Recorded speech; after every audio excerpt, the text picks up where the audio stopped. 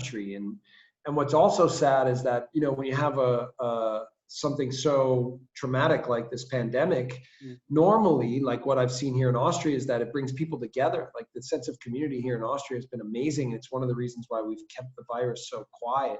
Yeah. But in the US, it's actually continued the polarization, so much so that the opinion of what the virus is dependent on what your political affiliation is, which is absolutely ridiculous. So in the end, what we need are leaders that can actually bring people together. And I don't think Donald Trump is one of those people. So hopefully, you know, the next group of leaders that come into this election can do that better. Yeah, I think we're on the same kind of point, you know, politically. I think maybe many Europeans would be delighted to see Trump lose the election as well, to be honest. But yeah, I mean, when you're talking about politics in football, how much of a strange conversation is it to have? What's your message to sort of the next generation in football? I think maybe even this generation are more engaged because they're so well educated. Yeah. They have a lot of causes they care about. Well, I'm proud of a lot of our young American players, and not just black players, but all of our players in our and certainly even the Major League Soccer community, and have really come together for the Black Lives Matter message. And it's, you know, I mean, it's not the same in everywhere else that it is in the U.S. We have a very dark history with slavery and how we treated black people for years. So you know, sometimes things need to get worse before they get better.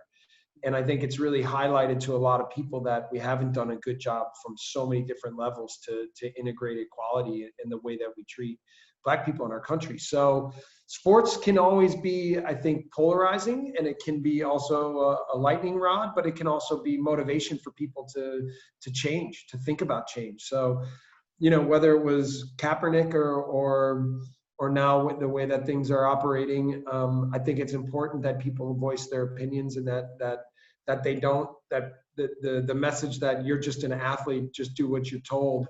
I don't believe in that. I believe that we all have a right and a responsibility to help induce change. So in the end, hopefully this will be a good thing, you know, and again, whether it's with Black Lives Matter, whether it's with coronavirus, whether it's with politics, we can now see that the biggest weakness of the U.S. is our inability to come together. So we've got to find a way to change that. Yeah, I found it fascinating how the US has sort of led sort of like sports people talking about politics in football, because the Premier League stars, I'm sure, look to Kaepernick, look to Megan Rapinoe as well. Those people almost are role models to people in the game to see, you know, you can say something. You don't have to be as scared as maybe the generation of footballers in the, you know, that we were used to before. Yeah, no, I believe that, right? I believe that this can be a good thing, that there can be more power behind messages. And even when FIFA and UEFA say no to racism, I think for years a lot of people have felt like that's sort of fallen on deaf ears. And now it's time that if we want to say that, then let's act, let's behave that way. So yeah, I mean, it's been a very strange year in a million different ways. But the goal for us as a society is to grow from it. So hopefully that's what we'll do. And look, yeah, it's been a strange year, and you're in a pre-season, taking time out speaking to me, which I appreciate. You know, you've played a couple of matches, you're playing a couple more, and then you're straight into the Austrian season. Can you tell me a little bit about how the preparations are going after, you know, a bit of a break? Yeah. So, well, why don't I take you through even last year? You know, once the Corona pause hit, we worked hard to keep a strong connection within our player community here, in our club community. And, you know, more so, I mean, we gave them workouts to do and things to stay on top of physically, but even more so, we really tried to stay connected and support each other. I think that's really important given the young player pool we have here, and so many foreigners that come from different countries and live by themselves. So, you know, we worked hard on making sure that was strong. And then when the guys came back, they were fit, they were hungry. We took our small group training very seriously, and the preparation in this time was really good. And I was so convinced that once we started playing games again, that we were going to be ready to go. We played great in May and June and July. The mentality of the group was so strong. and we steamrolled through the league in a really good way. Then we have a 3-week break, and everybody can go on a little bit of a vacation, which was desperately needed. But, it's important that we've had the same hunger and the same drive and the same commitment in this time to make sure that as we're now setting a new set of goals, that we're totally mentally locked into what's necessary for us to get better and not just get back to the form we were at, but actually get better. We lost one player in Hee-chan Wang to Leipzig. We picked up one player in Umar Soleil from Lyon. We also have integrated more of our Liefering players from our cooperation club in the second league. And I believe that this team is poised to have another really strong season, but it's really important that our mentality is about improving every day, committing every day, and making sure that it's the standards are not just what they were, but even higher.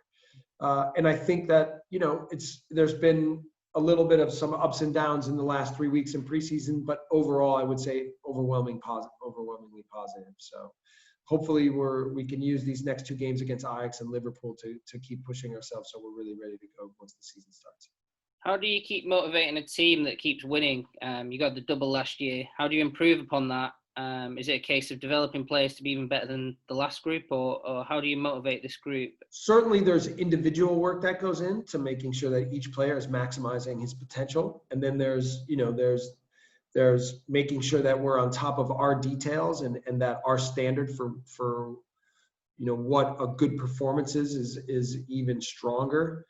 And then, the beauty is that we have major goals ahead of us in a relatively short time. We have the qualifiers to get back into Champions League. And that, in the end, is in the short term what is driving us. We have to be fully ready come the end of September to have 2 of our best performances in our time together, to make sure that we can deliver those kinds of performances and put ourselves back into the group phase of Champions League. Because that for me is the ultimate goal here of this club, is to not just now have arrived one time in Champions League, but to now become a Champions League club that's there every year. And that's a difficult process, especially here in Austria, but that's our goal.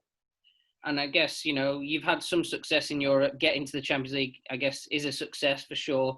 And the Europa League, you had a good run in that as well. So is there a prospect to do even better in Europe than you have done previously? Is that what the club is looking to do? Yeah, I think from a broad perspective as a club, that's our goal. And then individually with these players and this team, I think we know that we have all the tools available to be a strong team in Europe, not just in Austria. But it's about creating clarity, and demanding that the players understand, what our goals are. And also with a young team, making sure that they enjoy it, right? That they come with passion every day, that coming into the training facility doesn't feel like a job, but that they're excited to get there and do everything they can to grow. And we have that. I mean, we're lucky here, predates my time here, is there's such a positive feeling in this club. There's positive leaders. There's a really strong mentality and attitude toward working here. So yeah, it's really fun. It makes it really fun every day to try and see how good we can be. Yeah, and this interview is probably going to go out around the Liverpool game, which gives us time to work on it and stuff like that. So, skipping over Ajax a little bit. Not that I'd want to do that, but skipping over that to Liverpool, there's a sort of a connection there, isn't there? I mean, you played them in the Champions League. Klopp is kind of connected to the club informally, and then you've got 3 ex-players. What sort of is that connection? Can you sum that up and what Liverpool represents almost? Yeah, I mean, before we played them last year, we definitely, because we have some players there already, and we have some connection with Jurgen Klopp, our goalkeeper coach, played with him at Mainz. And the way they play, there was already a fairly strong connection.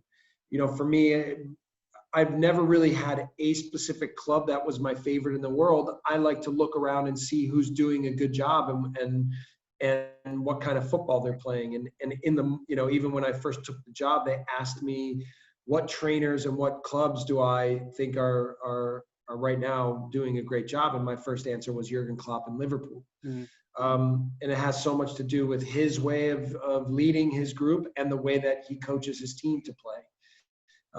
It fits a lot with the things that we try to do here. We're a little bit different in some of the details and in both who I am and what our club is and how we play. But at the same time, I think there's an appreciation and now, from my side, there was always appreciation. And the beauty of us competing against each other is I think that Liverpool as a club and Jurgen Klopp as a trainer, as a coach, also gathered more respect for what we do. So in the end, an opportunity to play against each other again, when it came up, I think it was exciting for us for sure. And let's see how much we learned in our games against them. And if we can perform a little bit better, even though it's not a meaning, here what I said in the halftime speech that got out is this in German, es ist nicht ein fucking Freundschaftsspiel, which means it's not a friendly game. Now we can say es ist ein fucking Freundschaftsspiel. That's your team's up then. I mean, I guess Jurgen's admiration for the club is kind of shown through the recruitment. So is he always calling you every summer just trying to buy your best players? No, he doesn't call me, but I was in the office when they first called about Taki, and it was before we played them in the second game. And it's clever, right? Like I've even often said to our scouting department, maybe the best way to start to think about how to scout players is to think about what leagues around the world and what clubs around the world play a similar brand of football to what we do. And then maybe that's a good starting point to think about how we can find good young players to integrate into what we do. And essentially that's the strategy that Jurgen Klopp has adopted. He's had success with that. So I did an interview with maybe Echo, like 3 months ago. And they asked me about players from Leipzig and players from Salzburg.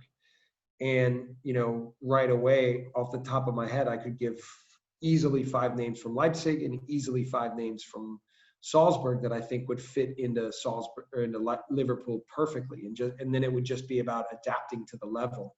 And that's similar to what Taki Minamino is going through right now. Is I think he's equipped with all the tools to play with that team. It's just about adapting to the level at which things are done. So, we'll see. I think this club takes it as a big compliment that a club like Liverpool and a coach like Jurgen Klopp thinks so highly of us. And I guess it's also part of your success is your own work in recruitment, which I think is something that stands out to me. I've seen the youth league team getting through to the semis, incredible. Didn't expect that. You probably did. But yeah, can you tell me a little bit about the recruitment and how young it goes, and also the international scale of it is just the players from all over the world. Yeah, so a lot of our credit goes to our scouting team and network. I've sat in Red Bull scouting meetings here in Salzburg, and they've only talked about 15 and 16-year-olds. That's the first step often, is to find the best young talented players that also you can see are naturally built to play the way we want to play. And then, it goes into can they come into our academy? Can they go into Liefering? Can they move into Salzburg? The more that we can find the players to do that effectively, then we feel like we're doing our job. But there's also sometimes we have a need for an 18, 19, 20-year-old player to come in. So in this transfer window, Umar Soleil is the best example of that. But in our scouting database, the day that a player turns 22 years old, he's kicked out.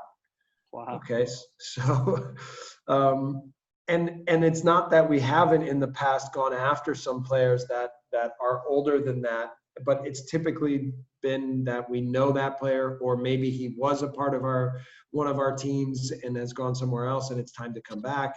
So, but what I've learned from this entire Red Bull football umbrella is having an identity, sticking to it, having everybody have expertise in their own area of the business and having everybody understand how they all fit together is the key to success.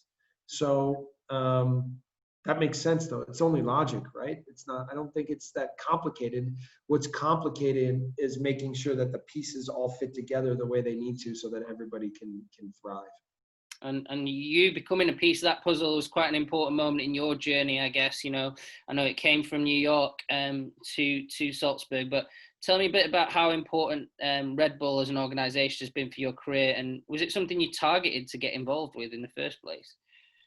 Well, my first connection was when they were interviewing coaches for New York. I sat with Ralph Rangnick, and we literally argued for an hour and a half about football. You know, and in this meeting, I talked to him about playing in transition, about counter pressing, and I was a little familiar with Red Bull and the way they did things, but not vastly. And so in this meeting, you know, it was civil, but it was it was a football argument. At the end of it, I thought, well, I'm not getting that job. But I got a call from the president in New York an hour later. He said they loved you. They think you're perfect, and which also says a lot, right? Like it's not necessarily that everybody needs to be right, but that the ideas, the philosophies, that at the core we think similarly. And I'll say that, like, no one here at Red Bull has ever said to me, you have to play this way. It's been more, we see the way you think. This is the way we think. We think that we can work together and blend in a good way and learn from each other. And, you know, you think about these ideas. And then for me, the moment that I had access to the depth of ideas here, it just sparked my enthusiasm. So in the end, it's been an incredible experience for me. I think I've been rewarded beyond belief with the opportunities, and I've tried as hard as I can to pay back by doing good work. So, yeah. Do you feel like a trailblazer in Europe as an American? No, but the reality is that the answer is yes. You know, and I've had to come to terms with that because my way of thinking and working is more just living in the moment, doing the best I can to honor my job every day and make sure that my teams are prepared and that we all work together to do as good a job we can to achieve. But more and more, the longer and longer I'm here and the more success that we have, the more I realize that it means something to people back home. So in that sense, all I try to do is share some experiences, continue to work as hard as I can, be humble, and have an open mind to discussions, to leadership ideas, to sharing things back home. So, yeah. We have a big US audience. That's part of the reason why I'm talking to you, to be honest. But no, I mean, obviously there's plenty to be interested about Salzburg as well. But, you know, on that, the US national team system is in a bit of a strange place, you know, not qualifying for the World Cup. How do you see the health of the system, and is there areas you want to see improved? Yeah, I mean, I've been very supportive and somewhat critical at different moments based on things that have happened, whether it's been on the women's side or the men's side, frankly. But for sure, the number one purpose I have right now is as a fan and as a supporter. Yeah. And whether that's the entire national team program or Greg Berhalter as the head coach, you know, I want to see our national team get back to being successful. I was a part of the 2010 staff that went to South Africa. We were so proud that we won the group. You know, we were very proud of our performances and how it electrified the fan base back in the U.S. and grew fans back in the U.S. And I think that it's important that the national team continues to reflect that in a really positive way. So Greg has some really intelligent football ideas. we're not always on the same page in terms of what we think is best and how the game is to be played, but that's the beauty, right? Is that we can have different ideas. But what's most important is that that team is successful, that first team is successful, and that we reach the World Cup, and when we get there, we represent our sport and our country with passion and with success and good football. So I believe that Greg can do that. I believe that he can get this program working in the right direction. And then, it's often asked about my involvement or the future, my future. If the U.S. national team calls me at any point, at any day, I will take that call or return that call immediately, right? Because of the passion I have for football in our country and the responsibility that I think we all have. So we'll see. I'm right now enjoying this project fully, but I hope to someday be a part of the national team again in whatever capacity is necessary.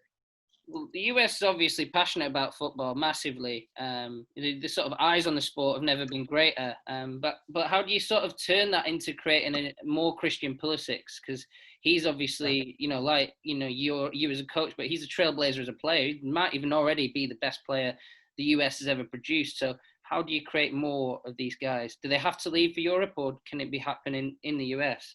Yeah, well, I think first that the training environments for young players needs to continue to get better, and frankly, then that comes from coaching.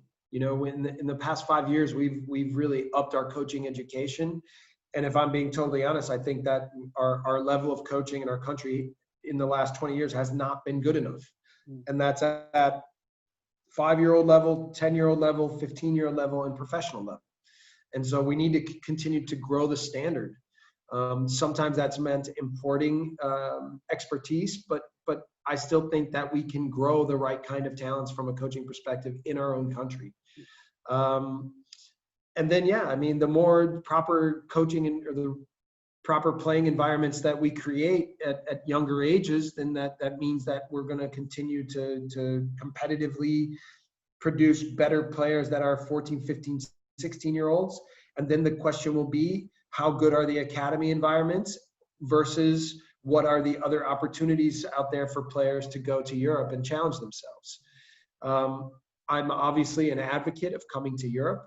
It's the reason why I came here, is because I know that the environments are bigger, stronger, better. Yeah, and it's a chance for me to grow as a coach and challenge myself. So why not encourage players to do that? That doesn't mean that that's the best thing for every player. There's still really good academies and professional academies in the U.S. So, and maybe one of the best cases is Tyler Adams, how he grew through the New York Red Bulls Academy into the second team, into the first team, and now is, I think, achieving at a very high level in Leipzig. So we're very impatient in the U.S. And as the game becomes more global, then our lack of patience is, I think, accessed or exposed more and more and more. But we have made great progress. We have.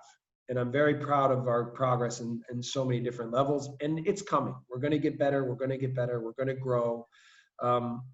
It's just our American mentality is that we want it now.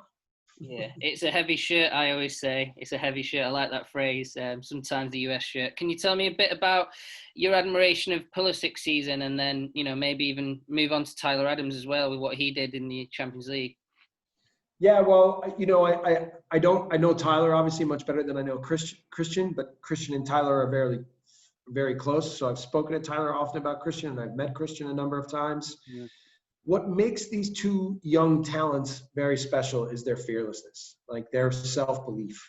And it's not, the beauty of it is it's not arrogance. It's just steeped in deep confidence and their belief that they can be the best.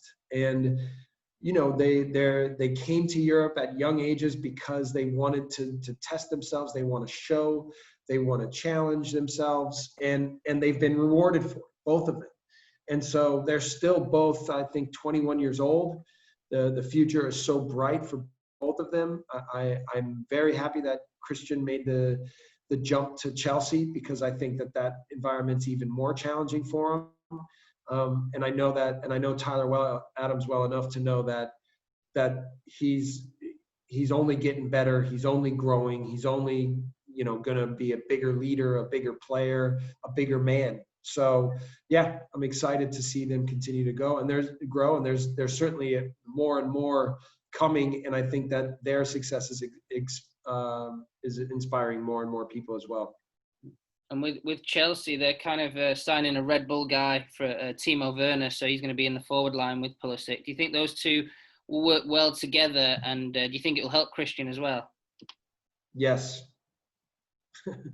Timo is an incredible talent and an aggressive attacker, and a great goal scorer and an intelligent footballer, right? So I think that Chelsea, for a relatively cheap price, picked up a world-class player. So, and I'm also excited for Timo because a lot of Germans don't leave, right? I'm really, really excited that Timo is moving outside of his comfort zone and challenging himself at a different kind of level, and I think he'll be rewarded for it in his career and in the moment. He's a cutthroat attacker, and I think the potential for him and Christian to be a good pair is really, really high. Yeah, I think the German Football Association are quite excited about the move as well. The kind of thing that they need to, develop their younger players, and maybe even Havertz coming into that forward line as well would be just an unbelievable, roster really of players, wouldn't it? Yeah. Yeah, I mean, Havertz is another player that I think is that needs to get out of his comfort zone and has major potential. So, yeah, I mean, listen, the Germans, one of the things I learned about Germany is they don't like being outside the comfort zone. They like defining things and having rules, and being uncomfortable is not always the best thing. I really believe that the more big talents that can challenge themselves in a different culture, that they will be rewarded for it. And yeah, we're kind of producing a piece. We do a lot of stuff on youth football as well. So looking at your, youth league squad, we've been looking at this talent, Luka Sukic. I just wanted to know, is he somebody you're going to bring through this season? And is he a player that people should kind of keep half an eye on in the near future? Yeah, first of all, we think that youth league team is very good. Very good. And if you ask Christoph Freund, he would, he may not want to publicly say it right now, but I will. We think it's the best one that's ever been here. Wow. And Luka Sukic is a big part of that group. And yes, he's already been in camp with us in preseason. And as soon as he gets back from Nyon, he will be back with the first team. And my goal is to integrate him this season, not to wait. I think he's a quality player. I think he needs to be tested at higher levels. And I think he has a big potential and big future as well. So yeah, our goal for him for sure will be to have first team minutes this year. And is that part of the job that excites you? Because you've obviously done it on regular occasion, found these pathways for kids, developed them. What's your sort of, is that something that really... Yeah. I think I have a reputation for developing young players, and I love it. Right. But that's part of the thing. You have to have a passion for teaching.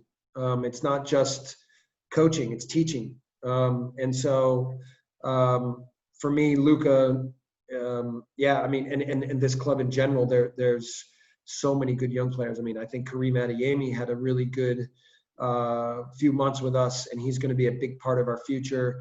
So, often when guys like Erling Haaland and Taki Minamino and Hee-chan Wang leave, it's sad to see them go, but we're really happy for them with new challenges, and we're really happy for the next crop of young players to have an opportunity to show. So that's where we're at right now, is we have probably 5, 6, 7, 8 young players that are 18, 19 that, and in Luka's case, 17, that are ready to make the next jump. How awesome is that? It must also make your job easier, the fact that you've got these people like Erling Haaland. You can just say, when in the recruitment phase, look, you're one of the best youngsters in the world. Why go to a top English club when you can come here and do the job? Okay, Christian's giving you so there's a few things. This is the easiest job I've ever had because I'm surrounded by incredible expertise, and that includes our scouting department, right? And our academy department, our second team. The second thing is you have to have a passion for coaching young players, and you have to have patience. That's not always easy to have, right? The passion part is, the patience part is not always, because in the end, there are certain moments in certain games where you need a result or you need big moments. And you have to understand that if you're playing young players, that they may make mistakes. So you have to be open-minded to understanding that it's not always going to go